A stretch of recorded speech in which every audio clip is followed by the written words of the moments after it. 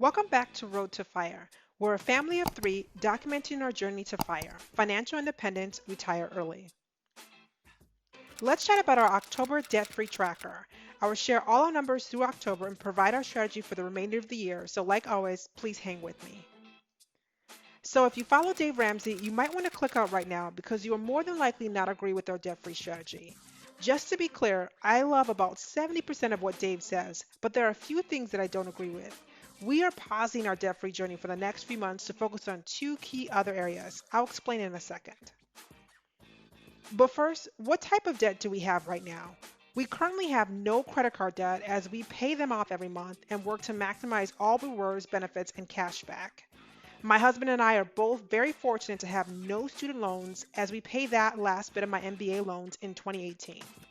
We also currently don't own a home, so we don't have any mortgage debt right now, but are house hunting for the right duplex. And we never do personal loans, so we don't have any of that either. And that comes to the dumbest debt of all. We have car loans. We started our debt free journey with two car loans to pay off that we required last year, and they were both brand new cars. Okay, here are the numbers of the two cars we purchased last year. Yes, two brand new cars. Our first car is a dual motor 2019 Tesla Model 3 that was priced around $60,000. We did get a tax credit that helped offset some of this cost, but just to be clear, I do not regret getting this car and will buy this car all over again in a heartbeat. But then we have an Audi, a 2016 Audi Q3, which worked really well when I did not have a child and now is a car I totally regret.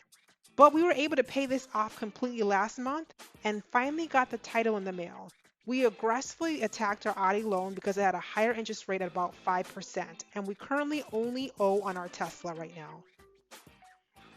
But we are changing directions in our debt-free journey for the rest of 2020. Key thing to note is that we plan to pick up our debt-free journey in early 2021, but for right now, we won't be sending any of our free cash to pay off our Tesla because of a few new factors. So here's why. It comes down to where I can get our money to work harder for us by looking closely at our current interest rate loans and comparing that to our current rate of returns on our investments. Here you'll see my current Vanguard account. This has all my personal holdings and doesn't include my husband's investments, our work 401ks, our HSAs, or our Robinhood account. But this is a good proxy as it represents a large percent of our total investment so far. First thing to note, this represents my investment since inception, so since 2012. And secondly, it shows the rate of return has been about 6.7%, which is not bad. But it is below what the market had done during this time. Mainly, I was focused on mutual funds and not index funds at the time, so I basically missed the post-Great Recession wave. Hashtag tears. So essentially, my money is working fairly well for me in our investments. Okay, quick sidebar here about the power of mindset shifts and seeing how it can make an impact in your investment. From 2012 to about 2015, I basically invested next to nothing in the market. I'm honestly not sure what I was doing in my early 20s, but don't be like me. It looks like I was investing about $50 to $100 a month into the market. But then I found the fire movement in about 2018, and the graph explains the rest. I honestly doubled, tripled, even quadrupled my investment strategy in a short amount of time. Imagine how differently these numbers could have been if I started thinking differently earlier and started investing in my early 20s versus my late 20s. All right, to see how much my money has been working for me, let's look at the same account but in the last 12 months. In the last 12 months, my rate of return was much better at 8.6% despite COVID-19. I mean, look at the March timeframe and look at the climb afterwards. Key learnings as I look at these two snapshots. The first one, stay consistent when investing. The second thing, also have an effective investing strategy. The DCA method works really well for us. It's not sexy, but it does the job well. Lastly, shifting your mindset at any time can lead to financial independence. I feel late at 31 that I'm kind of behind when it comes to investing, but you can see how much ground we've made in just a short amount of time. So then I started analyzing where my money can work harder for me, for us overall, to hit our fire goals. Does it make more sense to pay off our car loan quicker right now, or should we double down in the market and keep pushing for a better return? Now, there are many factors that come into play to help us make this decision, and the future of the market's all over the place, especially with the elections looming.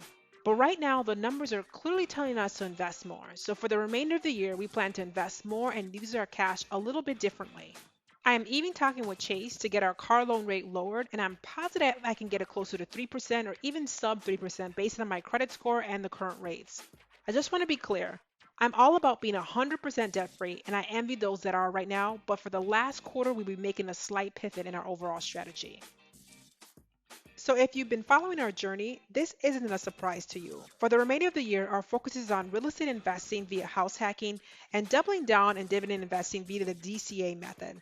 Both of these moves require more cash on hand, especially real estate. I share all of our house hunting journey and fiascos on IG stories, so follow me there if you're interested.